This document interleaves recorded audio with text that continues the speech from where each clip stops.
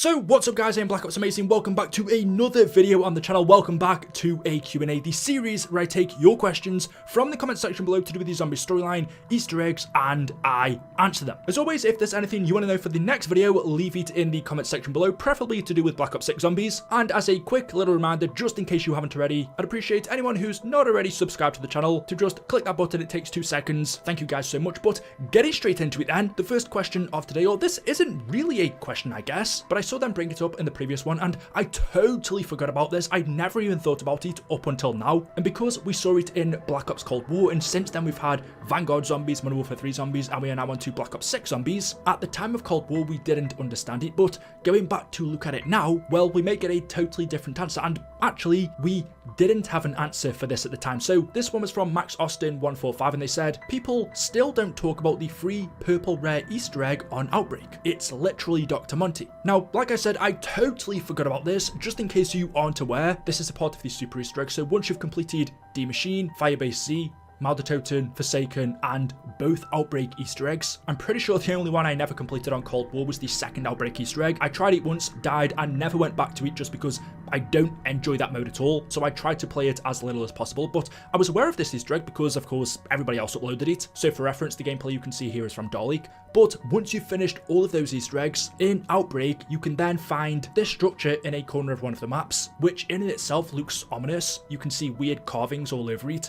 But once you've finished all of those Easter eggs, you can interact with it and something will happen. A demon voice will begin to talk to you, where you'll be rewarded with a level 3 purple rarity weapon. You'll also get a calling card for completing this, but of course what we want to focus on is the voice who speaks to us in this moment. Who is this? It is done. Here, a reward for your offerings. We will be watching. Our ways are of the old world. We will not be forgotten. You will learn more in time. Because it's unrecognizable. It doesn't sound like anyone we know in the current zombie storyline, whether it be Cold War or the games we got after in Vanguard, Modern Warfare 3 and now in Black Ops 6. This demon voice doesn't sound familiar to anyone that exists in our current zombie storyline. However, some of the things that they say does raise suspicions, such as, we will be watching, our ways are of the old world, we will not be forgotten. This is a line that I would expect to hear in Vanguard Zombies, and considering this game came out just before Vanguard and this was the last Easter egg in Cold War, you would expect this to be teasing something in that game, which would be the old ones, or the Elder Gods. We've seen many Elder Gods in our COD Zombie storyline, going through all of them in the order that we saw them. In Black Ops 3 and 4 we had the Apothecary Elder God, which was this creature right here. In Black Ops Cold War we had Order, which was a variant of an Elder God, and the Forsaken, he was one as well. And then in Vanguard Zombies we saw a bunch more: Cortifex, Nauticus, Syraxis, Bellicar, Invictor, Vakana, Zabala, and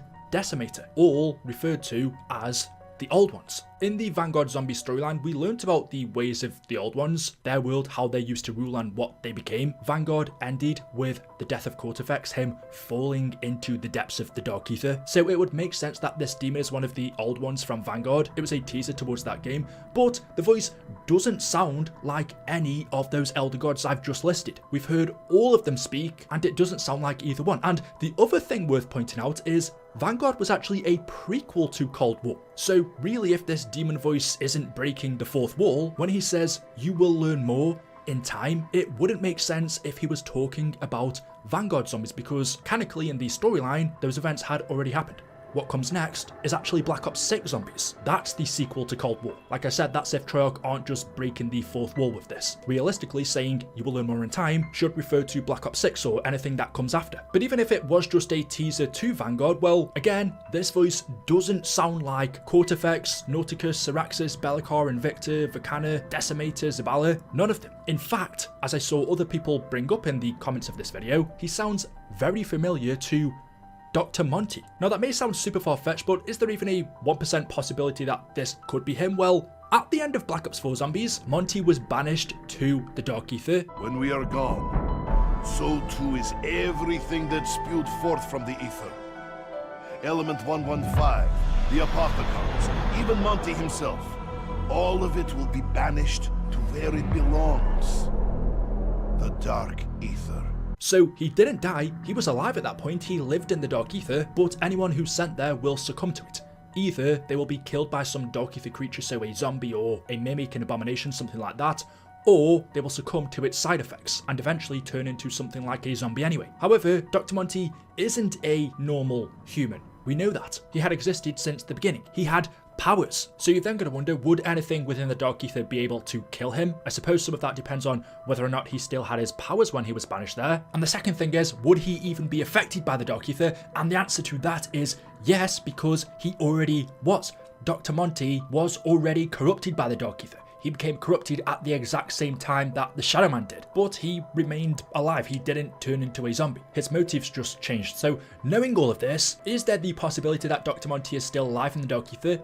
I don't think you can rule that out. I think it's slim, but definitely not impossible. As this comment says then, is this demon in Cold War Dr. Monty then? If not, why does it sound like him? Just in my opinion, the chance that this is Dr. Monty is really, really low. Not from a storyline point of view, but more from, I just can't see Troyok doing this. And also bringing him back would also mean bringing back the voice actor Malcolm McDowell, which, as we saw in Black Ops 4 Zombies, Monty was still a present character. He was a big part of the story, yet his voice actor didn't return for one reason or another. Maybe he didn't want to come back, or Troyok didn't have the budget to bring him back. He 100% should have been involved more, but for some reason, Monty's voice actor didn't return for BO4. As he returned to record these lines in Cold War then, I don't think so. I've heard no mention of him being credited for any work in this game. So that's another reason why I can't really see Monty coming back, because it just seems like his voice actor wouldn't return. But who knows? Yeah, the likelihood of this demon announcer being Dr. Monty, even though it does sound like him, I have to admit, I don't think it is, but the answer also leaves a huge gap. Could this demon be someone we have yet to see then? If it's not one of the Elder Gods from Vanguard, then could this be something that we have yet to see come into fruition? In Weaver's cell, in the Terminus intro cutscene, we see on the wall he has carved out the construct, which we saw in Vanguard Zombies. It was an ancient monolith that contained immense power that had existed since the dawn of time within the Dark Aether. It grants power to those who worship it, or the ones who are chosen, who become known as the Archon, for example, Quarterfex. So the construct was a part of the Vanguard Zombie storyline, yet in Black Ops 6 in Weaver's cell you can see he's carved the construct on his wall. So the Vanguard Zombie storyline clearly has some connection to Black Ops 6, and we know that as well from the ending, seeing Gabriel Craft again, another Vanguard Zombies character. That's super interesting to me, how Weaver even knows of the construct's existence. Is he planning anything with that? So all of the Elder Gods from Vanguard are a part of the BO6 zombie storyline. It's all a part of this same Dark Aether story, which then brings us back to the initial question: who is this? They say themselves they are one of the old ones, so this must be one of the Elder Gods, but it just doesn't sound like one we've heard before. Whether or not Troyok just totally forgot about this Easter egg, it was supposed to have some connection to Vanguard Zombies but was never brought up as a part of that story, or maybe Troyok were saving it for a few years, and we'll learn more about what this demon says in BO6 Zombies, when they say, "We will be watching, our ways are of the old world, we will not be forgotten.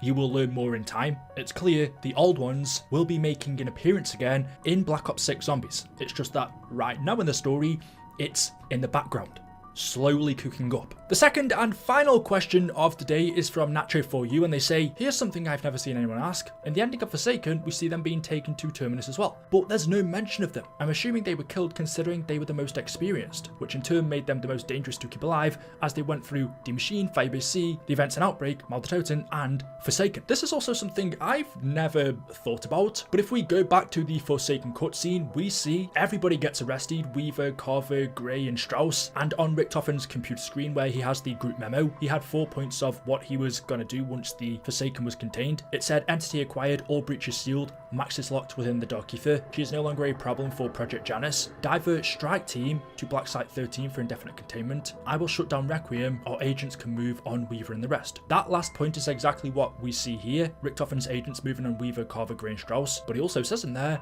"Divert strike team to Black Site 13 for indefinite containment," and we see the strike team get arrested. Now, in this cutscene you see right here, it's actually Samantha and Raptor 1. That's because she was an operator in Cold War. Storyline wise, that's really annoying because it logically makes no sense to be able to play as Samantha, and then we also know in Cold War she was trapped in the Dark Aether at certain points and then other points she wasn't. But just ignoring that, the strike team refers to the operators you played as in Cold War Zombies. At the end of Forsaken, they were arrested and sent to Black Site 13, which is the codename for Terminus Island, for indefinite containment. But we now play Terminus, and these operators, or the strike team, is nowhere to be seen. Now, of course, they're not a canon cast, because everybody could play as a different strike team member. You could choose what operator you wanted to play as. To have that as a set crew that you could find in Terminus would just be impossible. That was one of the reasons why I didn't like operators being the only option in Cold War and there being no dedicated crew, because of storyline stuff like this. It just makes it really messy. But Nacho4U is right when he says, well,